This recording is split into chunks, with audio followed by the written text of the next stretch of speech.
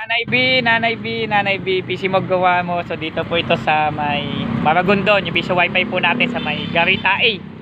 So Nanay B, okay naman po yung bendo. So kaya po sa tingin ko pagdating ng tanghali ay nawawala o nag-lost connection. Ang baba po ng bubong, direct po yung araw sa kanya. Pagbukas po namin ng bendo, ayan, eh sobrang init ho, sobrang init. Nay, lagyan po natin ng konti panghabong. Sobrang init ho, sobrang init. Ang init nga ng barya mo, yung barya mo nakakapaso. Ayun, yung barya mo nag-aapoy. Nay, lagyan mo ng konting ano pa, taasan ng konting bubong. Nanay, no?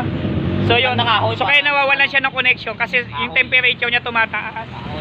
So anyway, okay na to. Lagyan kahit kahoy lang, kahoy. Maliit na kahoy dito para hindi siya man direct sunlight. Kawawa naman po yung bendo, naging ihaw-ihaw.